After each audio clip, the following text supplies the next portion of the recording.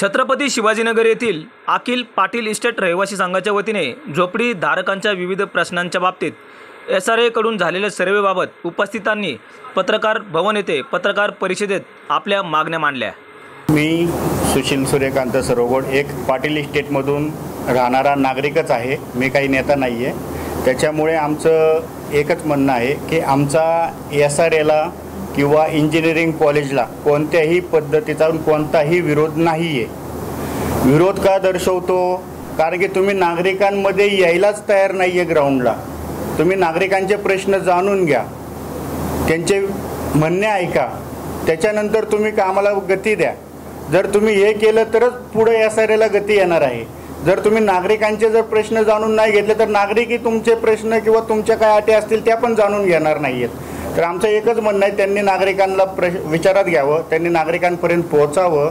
कोणा एकाला धरून हा SRA प्रकल्प होणार नाही। त्याच्यामुळे सर्व वस्तीतील नागरिक हे तेवढेच महत्त्वाचे आहेत, तेवढे आम्ही पण आहोत। तर आमचं एकच म्हणणं आहे, सर्व नागरिकांना विश्वासात घ्या, त्यांनी एक बैठक लावा। जर तुम्ही विश्वासात घेऊ शकले तर SRA तुमचा मोकळाच झाला। जर तुम्ही विश्वासात नाही घेऊ शकले, असफल झाले तर ती तुमची चुकी असणार आहे, त्याच्यात आम्ही काही करू शकत नाही।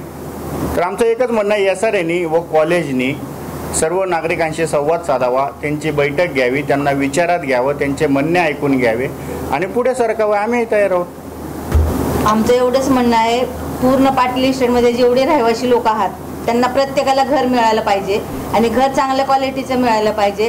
कारण आत्ता जी युवा पिढी आहे ते झोपडपट्टीत राहून लहान मुलांवर चांगले संस्कार होण्यासाठी आम्हाला SRA हवे आहे। आमचा SRAला कुणाचा विरोध नाही आहे, पण तिथं जो बिल्डर येईल त्यांनी चांगली घरं पक्की द्यावी आणि चांगल्या क्वालिटीची द्यावी, एवढंच म्हणणं आहे आमचं। माझं म्हणणं असं होतं की वस्तीमध्ये जो आज चाललेला आमच्या इथं सर्वेचा विषय, त्याच्या संदर्भात दोन गोष्टी बोलतो की आमच्या वस्तीमध्ये जे लोकांनी जी टेंडर पद्धती सांगायला राबवली, तर SRAवाल्यांनी ही टेंडर पद्धत आमच्या डोक्यामध्ये घातली। आम्ही तो शक्यतो संमतीवर जास्त विश्वास करतो आणि बिलीव करतो। तर माझं असं म्हणणं आहे COPला पण आणि SRAच्या साहेबांना पण की तुम्ही आमची संमती बघावी आणि आमच्या वस्तीतल्या लोकांना विश्वासात घेऊन त्याच्यावर काम करावं, असं मी फक्त त्यांना दोन शब्दामध्ये सांगतो। आमच्या वस्तीत जे ना SRA स्कीम व्हायला पाहिजे, ते पण चांगल्या पद्धतीने व्हायला पाहिजे, आमची हीच मागणी आहे। नमस्कार, मेरा नाम चांद सैयद है। मैं बस्ती में पिछले 20 साल से रह रहा हूँ। पूरी उम्र मैंने वहाँ पे बिताई है, पढ़ाई लिखाई सब कुछ वहाँ पे की। हमारा ऐसा बोलना है कि जो भी डेवलपर बस्ती को असाइन किया जाए वो बस्ती के कंसेंट से हो, जो 51 कंसेंट है, और जो मकसद है सोशल स्लम रिहेबिलिटेशन एक्ट जो बनाया है गवर्नमेंट ने, उसमें जो हम लोगों को अधिकार है जानने का कि कौन करेगा, कब करेगा, कितने दिनों में करेगा, कैसे करेगा, ये सब ट्रांसपेरेंसी और ये सब मालूमात हमको हर एक बस्ती के जो नागरिक है सबको मालूम होना चाहिए।